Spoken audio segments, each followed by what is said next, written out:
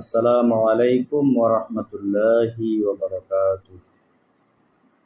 إن الحمد لله نحمده ونستعينه ونستغفره ونؤمن به ونتوكل عليه.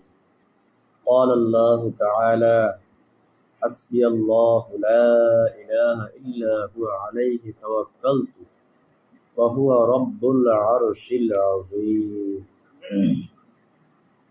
সম্মানিত দর্শক শ্রোতা, মহান আল্লাহ পাকের দরবারে অসংখ্য শুকর, যিনি আমাদেরকে জ্ঞান দিয়েছেন, বুদ্ধি দিয়েছেন, ভালো এবং খারাপ পৃথক করার জন্য, পার্থক্য করার জন্য আমাদেরকে জ্ঞান দিয়েছেন। মানব জাতিকে আল্লাহ রব্বুল আলামিন সমস্ত মাখলুকের মধ্যে শ্রেষ্ঠ জাতি বানিয়েছেন। যদি শক্তির দিক দিয়ে অথবা গায়ের শক্তি অথবা বিভিন্ন শক্তির দিক দিয়ে যদি বিচার করা হয়, তাহলে পৃথিবীতে অনেক প্রাণী আছে যেগুলি মানুষের চাইতে অনেক শক্তিশালী। আমরা সাধারণত একটা গরু কোরবানির সময় শোয়ানোর সময় অত্যন্ত কষ্ট করে শোয়াইতে হয়। আল্লাহ পাক তাকে শক্তি দিয়েছেন, কিন্তু জ্ঞান বুদ্ধি দান করেন নাই। জ্ঞান বুদ্ধিটা আল্লাহ রব্বুল আলামিন শুধু মানুষকে দান করেছেন।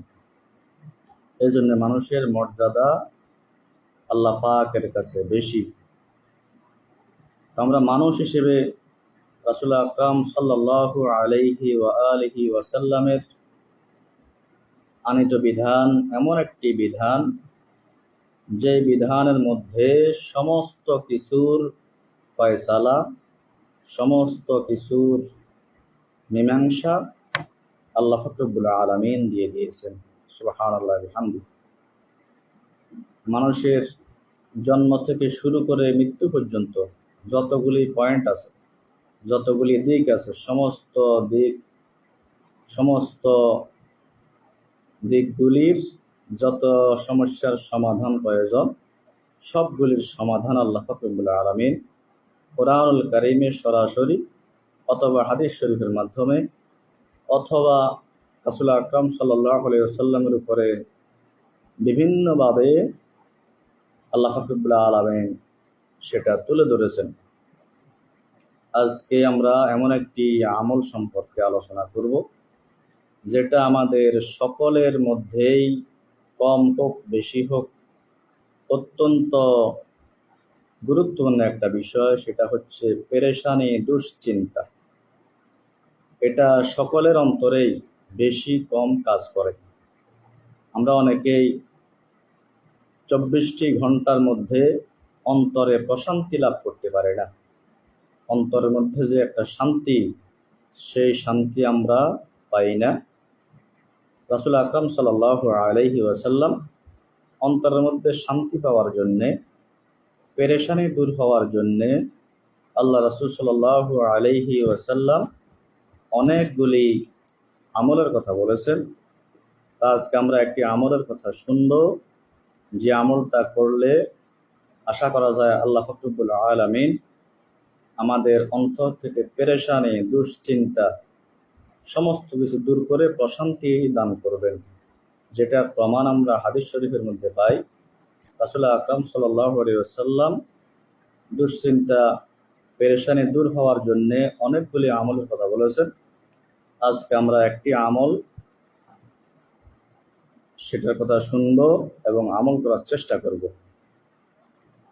আন আবি দারদা রাদিয়াল্লাহু তাআলা আনহু قال, আল্লাহ রাসূল সাল্লাল্লাহু আলাইহি ওয়াসাল্লামের সাহাবী হযরত আবু দারদা রাদিয়াল্লাহু তাআলা আনহু ইরশাদ করেন, রাসূল আকরাম সাল্লাল্লাহু আলাইহি ওয়াসাল্লাম ইরশাদ করেছেন, মান ক্বালা ইযা আসবাহা ওয়া ইযা আমসা হাসবিয়াল্লাহু লা ইলাহা ইল্লা হুয়া আলাইহি তাওয়াক্কালতু ওয়া হুয়া রাব্বুল আরশিল আযীম সাব'a মাররাতিন কাফাহুল্লাহু মা আহাম্মাহু সাদিকান কানা বিহা আও কাযিবান।